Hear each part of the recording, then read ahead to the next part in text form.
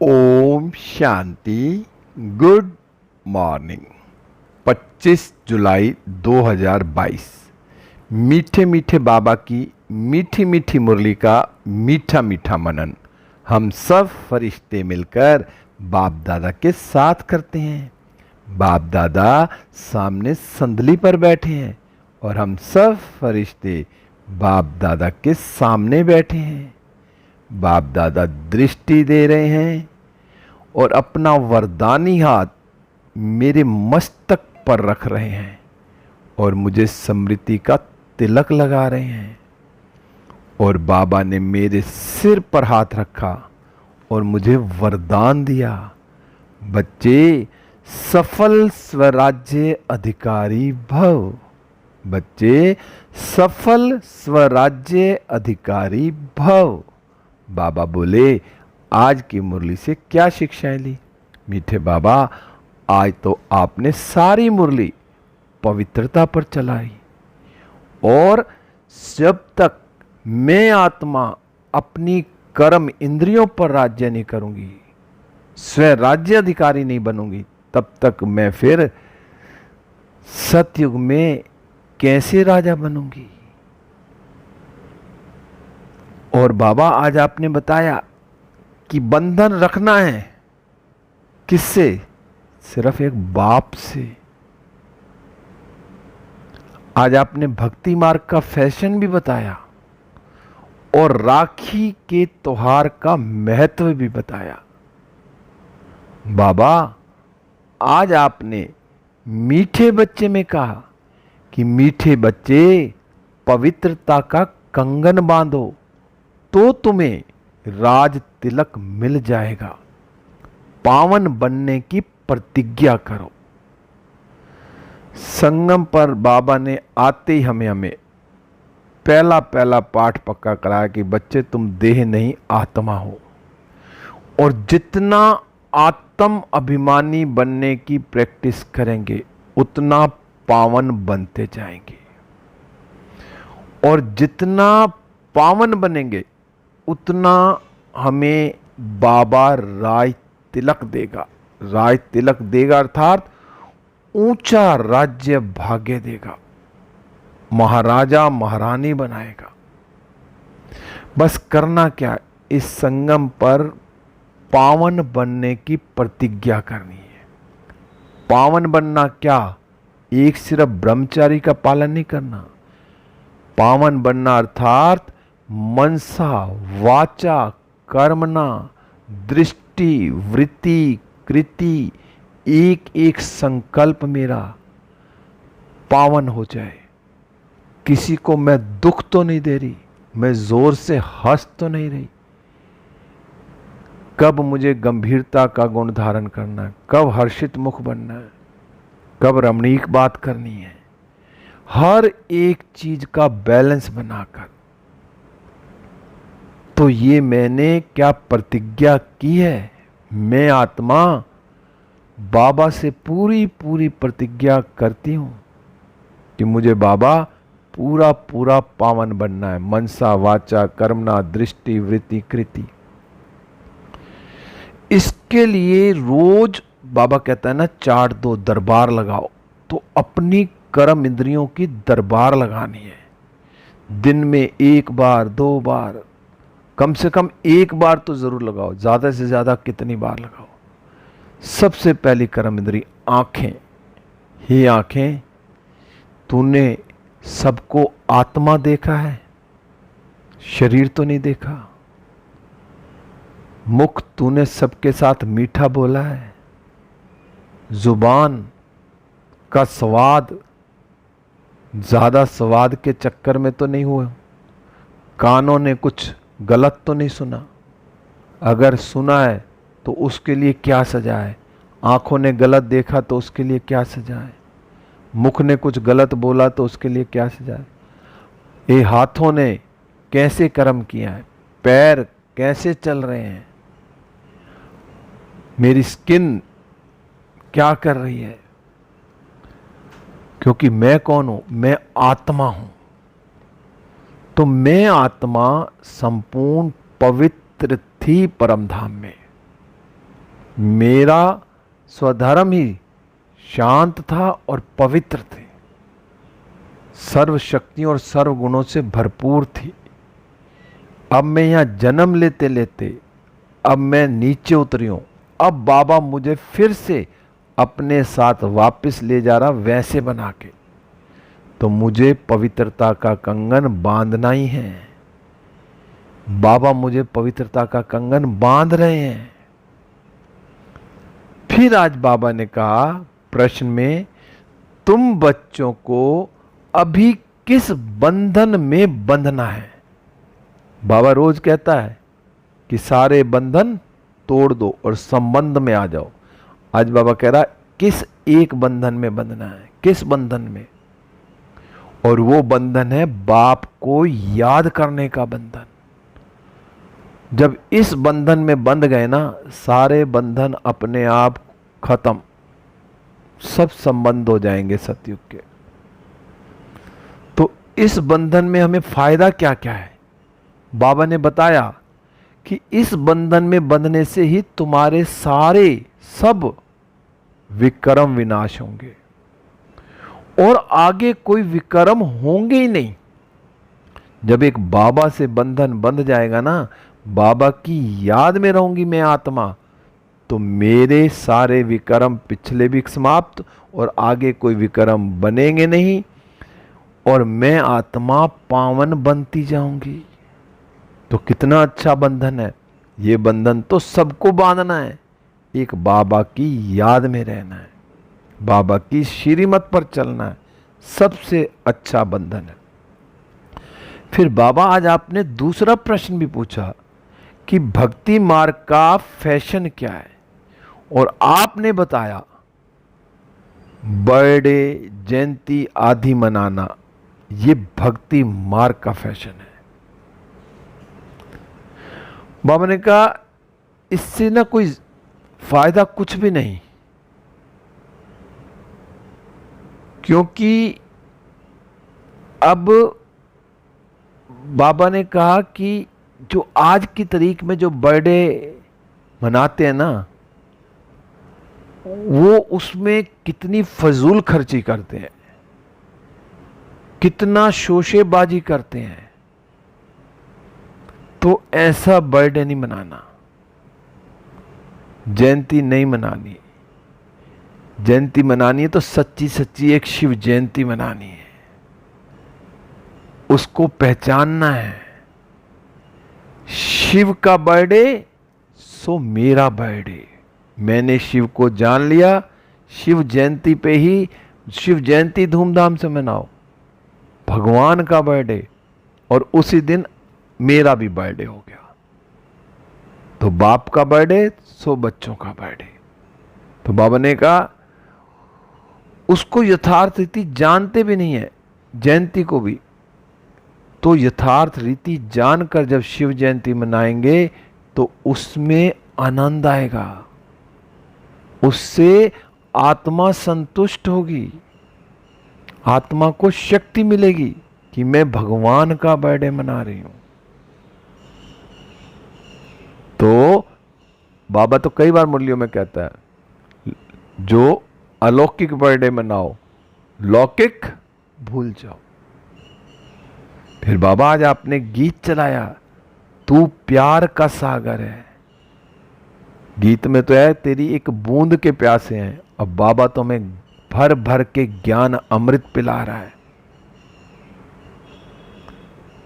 बाबा ने कहा अब गीत बच्चों ने सुना, यह जो कुछ बनाया है भक्ति मार्ग वालों ने ही बनाया है।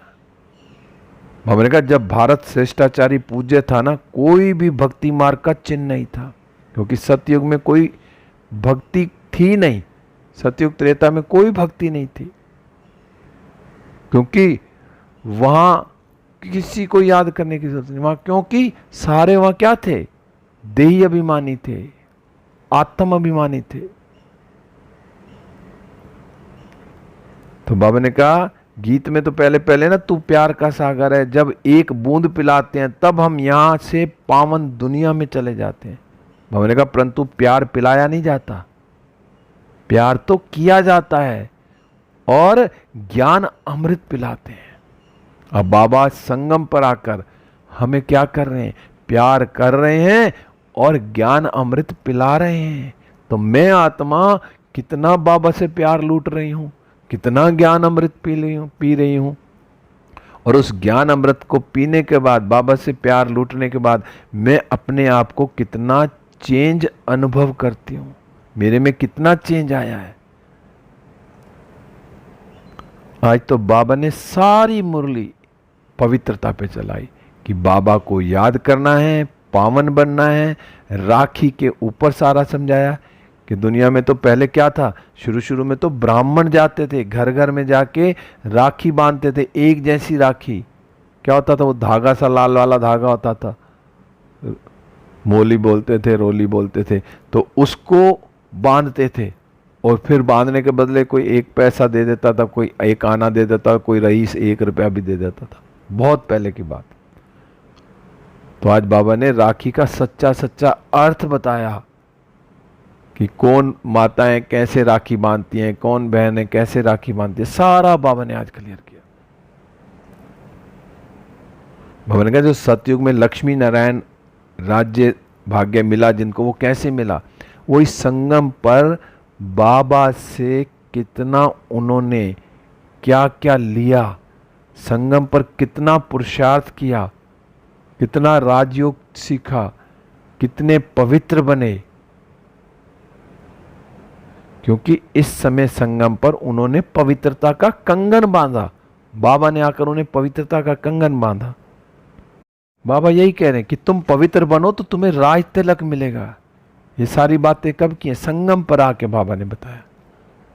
फिर बाबा ने कहा अब तुम मेरी याद से पावन बनते जाएंगे, विक्रम भस्म होंगे। भगवानुवाच मां मेकम याद करो तो इस योग अग्नि से तुम पवित्र बनेंगे।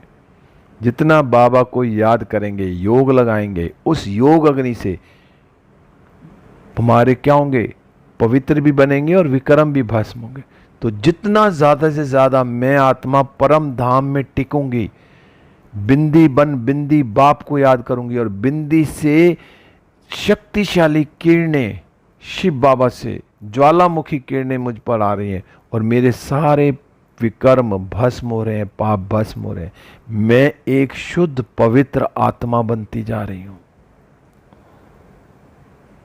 बाबा ने आज कहा कि स्वयं को स्वयं ही स्वराज्य तिलक देना है।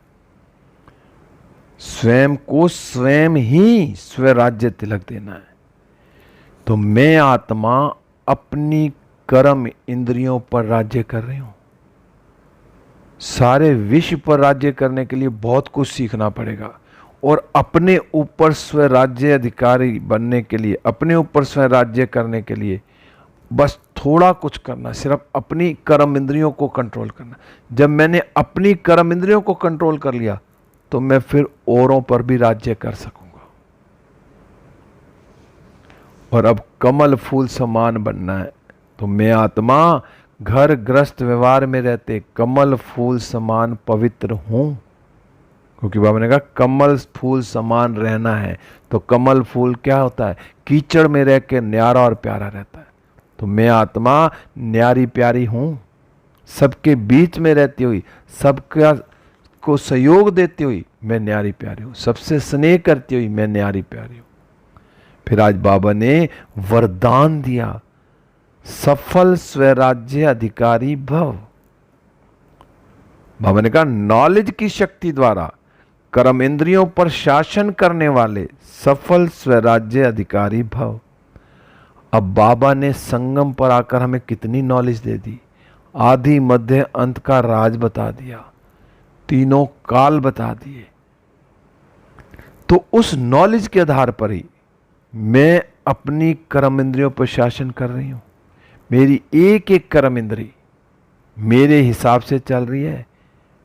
मेरी आंखें, मेरा मुख, मेरी जुबान, मेरे कान, मेरे हाथ, मेरे पैर, जो मैं बोलूं वो कर रहे हैं। और बोलेगा क्या? जो बाबा की श्रीमत है वही बोलेगी और वही कार्य करना है।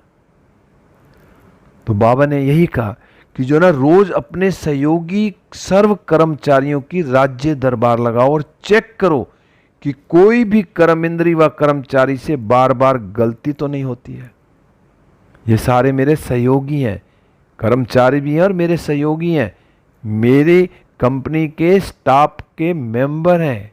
ऐसे समझना, ये पूरी एक कंपनी है दे, और इसमें जो जो एक एक कर्मचारी जो क्या है, वो मेरा सहयोगी है, वो मेरी बात मानता है, उससे प्यार से बात करनी है, कोई गुस्सा नहीं होना, कोई दंड नहीं देना, प्यार से जल्दी समझती हैं। तो मैं आत्मा सारा दिन इनसे बार बार बात करूं।